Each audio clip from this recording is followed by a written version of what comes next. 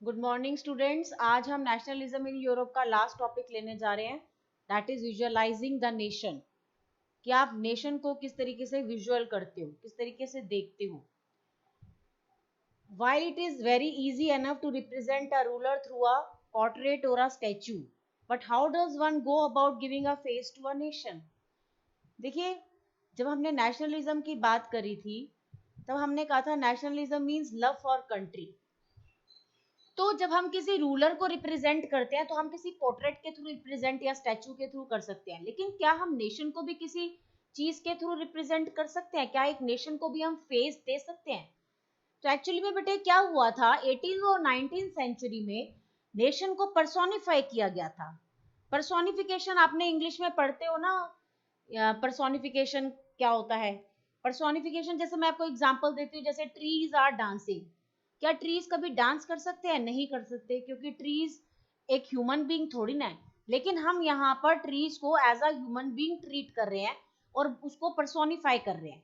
Similarly 18th और 19th century में nation को भी जो है पर्सोनिफाई किया जाने लगा। किसके थ्रू?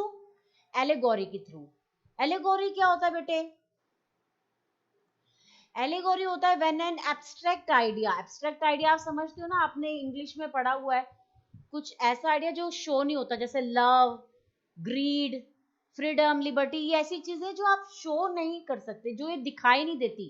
मतलब आप इन्हें छू नहीं सकते, आप इन्हें सिर्फ महसूस कर सकते हैं। तो जब कोई एब्स्ट्रैक्ट आइडिया को एक्सप्रेस किया जाता है थ्रू अ पर्सन और अ थिंग, किसी पर्सन के थ्रू या किसी थिंग के through, that is known as allegory. ठीक है। तो 18th और 19th सेंचुरी में क्या होने लगा, नेशन को जो है एलिगोरी के थ्रू रिप्रेजेंट किया जाने लगा, यानी किसी फीमेल फिगर के थ्रू जो है रिप्रेजेंट किया जाने लगा, यानी कि नेशन को पर्सोनिफाई किया जाने लगा। जैसे आप भारत माता, जब हम अपने नेशन इंडिया की बात करते हैं, आपके दिमाग में एकदम क्या आता है इमीडिएटली? आपके दिमाग में यही आता है ना, भारत माता या फ्लैग। आप किसी सिंबल्स के थ्रू अपने देश को पर्सोनिफाई करते हो, रिप्रेजेंट करते हो। सिमिलरली उस समय भी क्या हुआ, नेशन को पर्सोनिफाई किया जाने लगा एलेगोरी के थ्रू, यानी फीमेल फिगर्स के थ्रू। ठीक है। The female figure became an allegory of the nation. और आपको याद भी होगा, फ्रेंच रेवोल्यूशन में जो आर्टिस्ट थे, उन्होंने जो है फीमेल एलिगोरी को यूज किया था टू रिप्रेजेंट द आइडिया, जैसे लिबर्टी, जस्टिस या रिपब्लिक। इन आइडियाज को, इन एब्स्ट्रैक्ट आइडियाज को रिप्रेजेंट करने के लिए उन्होंने फीमेल एलिगोरी को यूज किया था, या इन आइडियाज को उन्होंने किसी ऑब्जेक्ट्स के थ्रू रिप्रेजेंट किया था। याद है आपको, जैसे रेड कैप शो करती थी कि लिबर्टी है, आजादी है। ब्रोकन चेन्स भी लिबर्टी शो हो रही थी। जस्टिस, अगर आपको जस्टिस शो करना था फ्रेंच रेवोल्यूशन में, तो उस टाइम पर वो कैसे करते थे कि एक वुमेन है जो उसने आंखें बंद है उसके, और उसके पास जो है carrying a pair of weighing scales. ठीक है, मतलब ये सिंबल्स के थ्रू जो है रिप्रेजेंट किया गया आइडियाज को। और फ्रेंच रेवोल्यूशन में उन्होंने क्या किया, जो है एलेगोरी को यूज किया, फीमेल एलेगोरी को यूज किया। वहां की फीमेल एलेगोरी का नाम क्या है, ये जो आप पिक्चर आपको दिखाई दे रही है, दैट इज क्रिस्टन मेराइन। ठीक है। इसमें मैं आपको एक बिग फिगर भी दिखाना चाहती हूँ।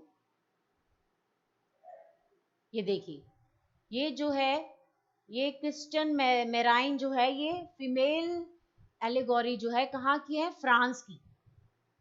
ठीक है, मतलब ये इन्होंने अपने देश को जो है पर्सोनिफाई किस तरीके से करा, एलिगोरी के through, that is female figure. और वहां की फीमेल फिगर का क्या नाम है, क्रिस्टन मेराइन। तो आपको ये एक नंबर का क्वेश्चन आ भी सकता है। और जर्मनी में भी जो है, ये देखिए, her characteristics were drawn from those of liberty and the republic. The red cap, the tricolor, cockade, statues of Marine were erected in public squares to remind the public of the national symbol of unity. ठीक है, मतलब यहाँ पर जो है in France वालों ने अपने देश को रिप्रेजेंट करा, अपने देश को पर्सोनिफाई किया through of allegory, that was known as christened Marianne. ठीक है। उसी तरीके से जर्मन में भी यूज किया गया। वहां पर जर्मन नेशन ने जो एलिगोरी यूज की, दैट वाज जर्मानिया। ये फिगर आपको दिखाई दे रही है, ये जर्मानिया की एक फीमेल फिगर है। और इसमें जो है Germania wear a crown of oak trees leaves. ये देखो, इन्होंने जो है ये क्राउन जो ये पहना हुआ है, ये जो मुकुट पहना हुआ है, ये ओक लीव्स का बना हुआ है, ठीक है। और as the German oak stands for heroism, मतलब हीरोइज्म को ये रिप्रेजेंट कर रहा है ये क्राउन, ठीक है। इसका ये एग्जाम्पल, ये आगे पूरा टेबल दे रखा है, ये पूरा टेबल जो है आपको लर्न करना पड़ेगा, क्योंकि ये 1 नंबर का आ सकते हैं कि किसमें बीच में से। जैसे देखिए, ब्रोकन चेन जो है वो किसको शो कर रही है, फ्रीड की आजादी हो गई है, लिबर्टी, ठीक है। Breast plate with eagle, symbol of German empire. ये देखिए, मैं आपको यहाँ पर पिक्चर दिखा रही हूँ, यहाँ पर ये जो बीच में ये पहन रखा है, इसमें ब्रेस्ट प्लेट, जो प्लेट लगा रखी है, ये किसको शो कर रही है, ईगल है इसमें बनी हुई, ये स्ट्रेंथ को, ताकत को शो कर रही है, ठीक है। और ये जो क्राउन है किसको रिप्रेजेंट कर रहा है, हीरोइज्म को। और ये जो तलवार पकड़ रखी है, स्वॉर्ड पकड़ रखी है, ये है कि रेडीनेस टू फाइट, कि तैयार है लड़ाई लड़ने के लिए।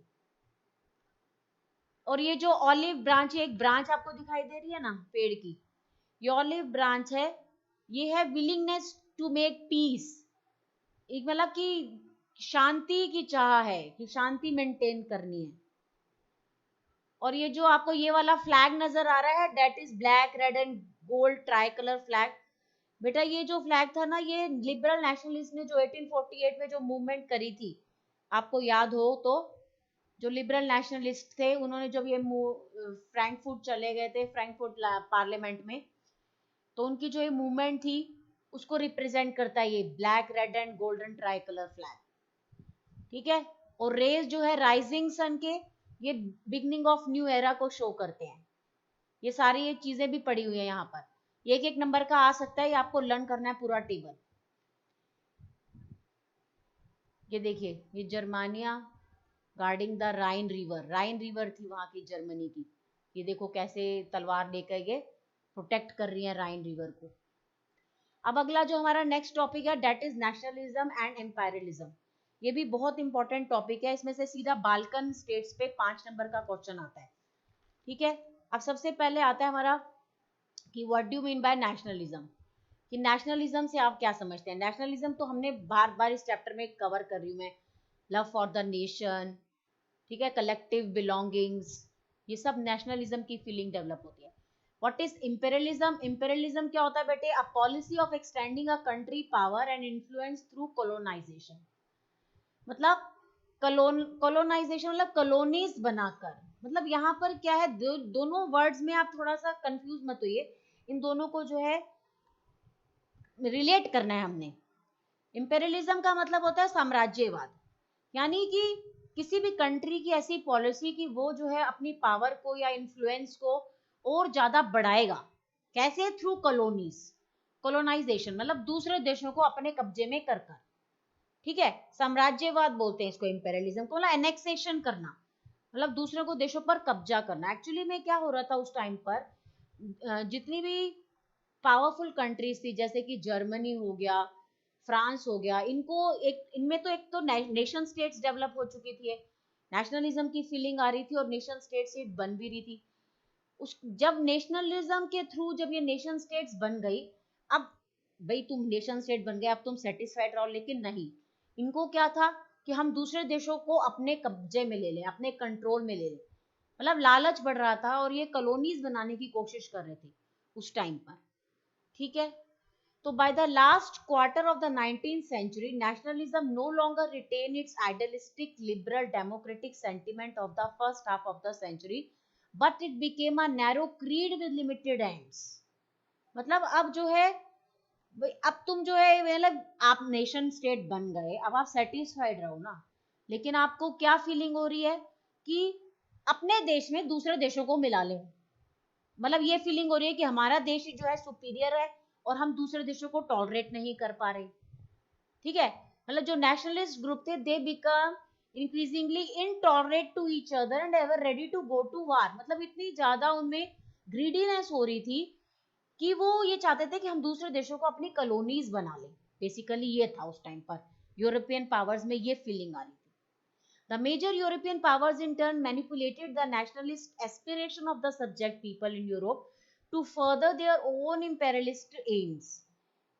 मतलब वो उनकी जो है ये फीलिंग है कि हम दूसरे कंट्रीज को अपनी कंट्री में मिला लें या उनको अपनी कॉलोनी बना लें, मतलब अपने एरिया को एक्सटेंड करने वाली जो है फीलिंग डेवलप हो रही थी, और इसी को इम्पेरियलिज्म कहते हैं। अब मैं यहाँ पर बाल्कन स्टेट्स की जिक्र कर रही हूँ। The most serious source of nationalist tension in Europe after 1871 was the area called the Balkan. पहले मैं आपको बाल्कन रीजन शो करना चाहूंगी कि what is Balkan, where was the Balkan region. ये देखिए बेटे, ये मैप है, ये आपका मेडिटेरियन सी है, यहाँ पर ब्लैक सी है। ये जो बाल्कन एरिया है, ये सारे ये वाला एरिया जो डार्क कर रखा है मैंने, ठीक है, ये जो बाउंड्री मैंने डार्क कर रखी है, ये सारा पहले बाल्कन एरिया था। यहाँ पर ना डिफरेंट डिफरेंट एथनिक ग्रुप्स के लोग रहते थे, लेकिन अब जो है ये सारे एरिया जो है अलग अलग नेशन स्टेट्स बन गए, जैसे कि रोमानिया, बुल्गारिया, अल्बेनिया, ग्रीस, मेरोडिनिया, ठीक है ना। तो ये सारे जो है ये अलग अलग अब स्टेट्स बन गई हैं, नेशन स्टेट्स बन गई हैं। लेकिन पहले क्या होता था, ये एक पूरी बाल्कन स्टेट्स थी और ये ऑटोमन एम्पायर के अंडर में थी,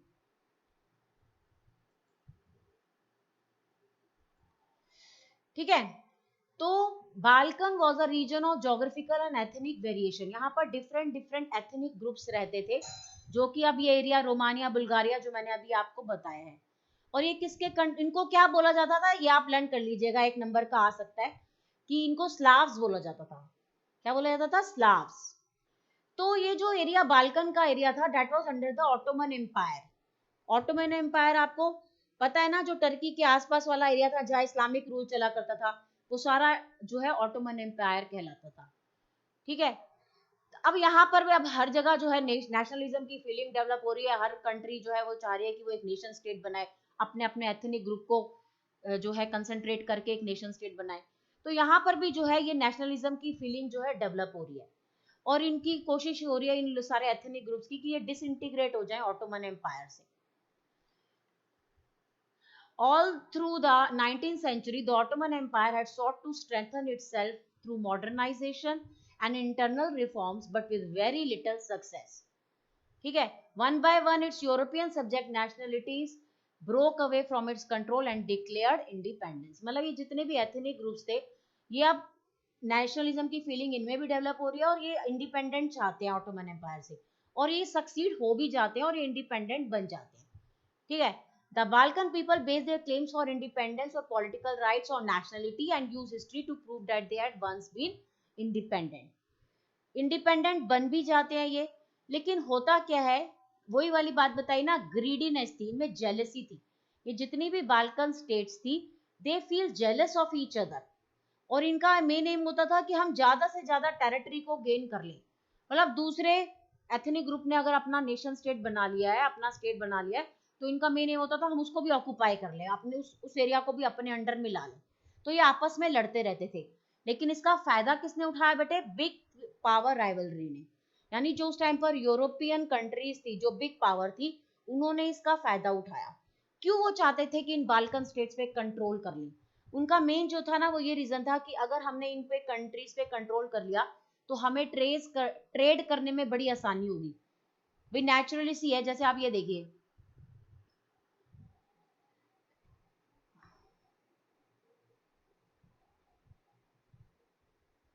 वेट बेटा एक मिनट, जैसे आप ये देखिए, यहाँ पे सपोज करो फ्रांस ने जो है इस वाले स्टेट पे कंट्रोल कर लिया, इस बाल्कन स्टेट पे। अब क्या होगा, फ्रांस जो है आसानी से यहाँ पर ट्रेड कर सकेगा, उसको ये एरिया मिल जाएगा दूसरे देशों को कब्जा करने के लिए, यहाँ से वो आसानी से अपनी आर्मी को इधर इस देश से पास कर सकेगा और दूसरे देशों से लड़ सकेगा। मतलब उनका मेन एम ही यही था कि हम इस कंट्री को, इन बाल्कन स्टेट्स पे कंट्रोल कर ले, और ताकि अपना जो है ट्रेड को हम बढ़ा सके, ट्रेड को बढ़ा सके, और इनको जो है यूज कर सके, इस एरिया को एज अ कॉलोनी बना सके, ठीक है। कि मतलब हम जो है यहाँ पे ट्रेड करेंगे, और and colonies as well as naval and military wide, कि मतलब इन स्टेट्स को यूज कर सकते हैं ताकि दूसरे देशों पर भी हम कंट्रोल कर सकें।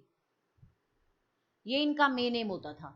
ये जितनी भी बिग पावर राइवलरी थी, जैसे कि रशिया हो गई, जर्मनी हो गई, इंग्लैंड हो गई, they were keen on countering the hold of other powers over the Balkans, और ये चाहते थे कि अपना कंट्रोल जो है एक्सटेंड कर सके। और ये सबसे बड़ा कारण रहा था फर्स्ट वर्ल्ड वार का, ठीक है, फर्स्ट वर्ल्ड वार का जो है सबसे बड़ा कारण रहा था। तो ये जो हमारा ये है कि जब फर्स्ट वर्ल्ड वार क्यों हुआ था, एक्चुअली में क्या था, ये जितनी भी बिग पावर्स थी ये चाहती थी कि ज्यादा से ज्यादा हम स्टेट्स पे कंट्रोल करें, इम्पेरियलिज्म करना चाहते थे, wanted to make different area as a society, कि अपने अंडर करना चाहते थे, कॉलोनीज बनाना चाहते थे। तो जिस वजह से फर्स्ट वर्ल्ड वार हुआ था, ये मेन कारण रहा। ठीक है, इसके साथ साथ जब यहाँ पे फर्स्ट वर्ल्ड वार हो रहा था, तो जिन एरियाज में many countries in the world which had been colonized by the European powers in the 19th century, they began to oppose imperial domination। मतलब जहां पर इन यूरोपियन पावर्स को ऑलरेडी उन्होंने कॉलोनीज बना रखी थी, या जहां पर इन्होंने कंट्रोल कर रखा था, वहां पर जो है एंटी एम्पायरल मूवमेंट्स चलने लगे। मतलब ये लोग अपोज करने लगे कि तुम भाई सारे देशों को अपनी कॉलोनीज क्यों बनाना चाहते हो। मतलब ये अपोज करने लगे इस फीलिंग को, इम्पेरियलिज्म को।